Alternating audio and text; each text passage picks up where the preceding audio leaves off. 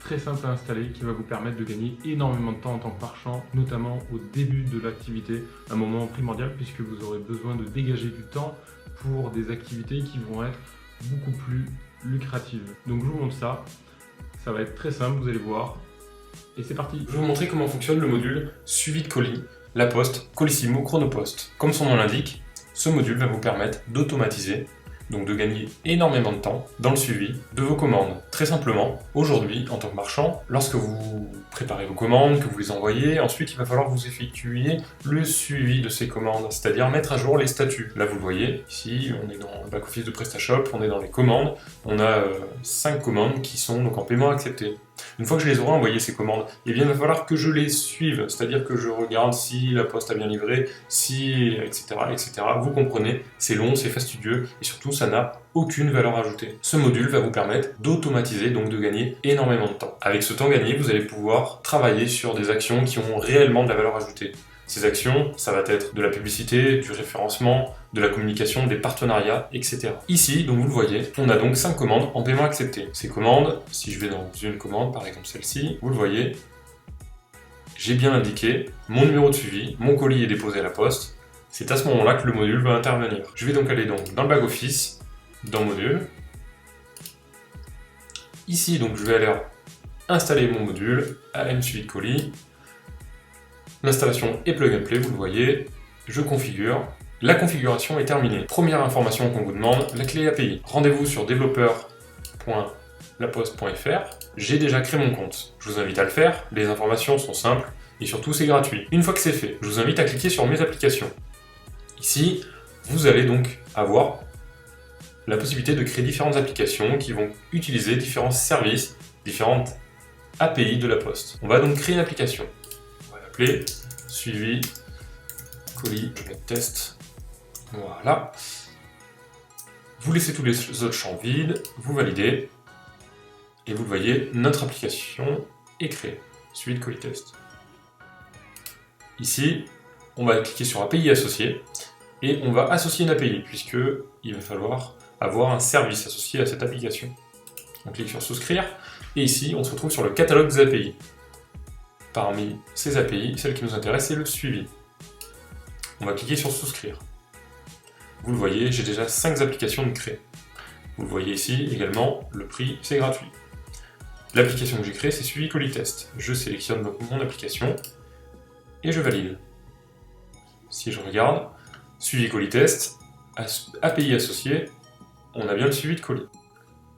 Ici, clé de l'application, on va utiliser la production, celle de production, puisque Sandbox c'est pour le développement. Je peux la visualiser et la copier. Je la colle donc dans mon module. Version de l'API. La Poste propose 2 versions de l'API. La première, l'API V1, est valable jusqu'au 30 avril 2020. Après ce terme, l'API V2 sera la seule utilisable. Pour les personnes qui utilisent aujourd'hui l'API V1, je vous invite à laisser cette configuration sur l'API V1 jusqu'au 30 avril, puis basculer sur l'API V2 à partir de ce terme. Puisqu'aujourd'hui, certains tests ont montré que l'API V1, si certains envois ont été effectués avec cette ancienne API, peuvent rencontrer certains soucis de suivi de colis avec l'API V2. Aujourd'hui, nous sommes sur le cas d'un nouveau site marchand, on va donc sélectionner l'API V2. Nous avons deux champs suivants, les transporteurs et les statuts de commande. Il est possible de ne sélectionner que certaines commandes, selon certains filtres, pour ne pas avoir à balayer toutes les commandes dans le back-office.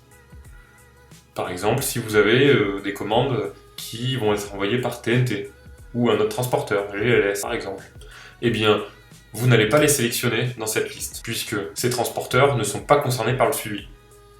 Ici, on va déterminer, en fait, on va prendre en compte que ces 2 transporteurs sont Colissimo et Chronopost. Enfin, ici, on a donc le champ statut de commande. On va pouvoir déterminer quelles sont les commandes qu'on va scanner pour lesquelles on va mettre à jour leur statut, en fonction du retour de la poste. Par défaut, je vais tous les sélectionner, mais dans un cas très concret, la plupart du temps, ça va être tout simplement le paiement accepté, paiement à distance accepté, expédié, livré non, puisque c'est les derniers statuts, erreur de livraison, en cours de préparation,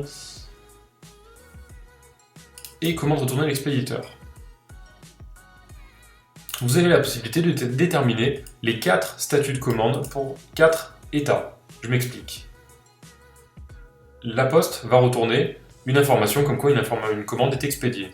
Vous allez pouvoir choisir le statut, Dans votre back-office PrestaShop, pour cette commande, pour cette étape, par défaut, j'ai laissé donc expédier à expédier, livrer en livrer, et 2 autres nouveaux statuts de commande ont été créés par le module automatiquement à l'installation pour les commandes retournées à l'expéditeur et les commandes en erreur. Également, vous allez pouvoir choisir d'envoyer ou non des alertes email. Par défaut, au marchand, à l'admin, vous avez la possibilité de définir un autre email, ce que j'ai fait ici. J'ai plus qu'à valider la configuration. L'enregistrement est terminé. Je vais pouvoir lancer ma tâche automatique. Je peux la lancer de 2 manières. Soit manuellement, via le lien ici en cliquant dessus, soit de manière automatique. Et je vais vous montrer dans un second temps. Pour la lancer de manière manuelle, c'est très simple. Il suffit juste de cliquer sur ce lien. C'est terminé. Vous le voyez ici, des informations sont affichées à l'écran, début de la mise à jour, erreur de mise à jour sur la commande numéro 3 avec un code particulier, donc ça c'est propre à la poste, qui vous indique que cette commande a un statut invalide, c'est probablement le numéro de suivi qui est invalide. Ici on a donc une alerte email qui devrait vous être envoyée, et ici vous le voyez, les commandes 4 et 5 ont été mises à jour. Je peux fermer cette page, et d'ailleurs je peux regarder si mes commandes ont été mises à jour.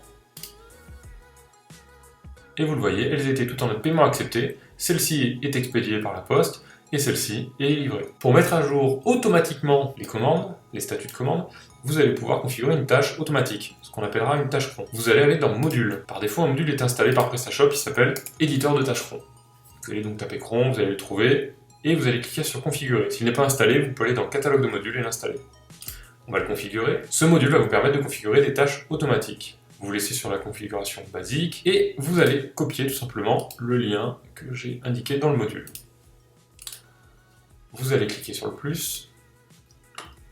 On va indiquer un nom à cette tâche, on va indiquer le lien que je vous ai donné et ensuite on va déterminer la fréquence. Je vais vous conseiller de lancer au minimum 2 fois par jour. Dans l'idéal 4, tout dépendra de la configuration de votre serveur, du nombre de commandes, etc. On va donc lancer cette tâche à 8 heures tous les jours, tous les mois, tous les jours de la semaine. Et on va la lancer une deuxième fois, toujours pour le suivi des colis, cette fois-ci non pas à 8 heures, mais à 15 heures. La configuration de la tâche cron, donc de la tâche automatique, est terminée. La mise à jour des statuts de commande se fera tous les jours à 8 heures et à 15 heures. Enfin, dernier point, vous allez pouvoir suivre en temps réel le retour complet de l'API de la Poste. Vous cliquez sur un fichier, le contenu de ce fichier s'affiche, et vous voyez donc ici, pour cette commande numéro 3, aucun produit correspond à votre recherche. Ça c'est l'API, le message de l'API qui est retourné. Si on regarde d'ailleurs dans les emails, ici vous le voyez, numéro 3, numéro de suivi invalide, et le numéro de suivi vous est donné. À présent, il va falloir vous retourner auprès de la Poste pour savoir si ce numéro de suivi est invalide réellement, ou si vous avez fait une mauvaise saisie dans le back-office de PrestaShop. J'espère que ça vous a plu, que le module vous sera utile. N'hésitez pas à laisser un petit like juste en dessous, à me laisser un commentaire, j'y répondrai évidemment. Et vous abonner pour la suite pour des nouvelles vidéos, des tutos sur PrestaShop, WordPress, des modules. Voilà, je vous dis à la prochaine, ciao!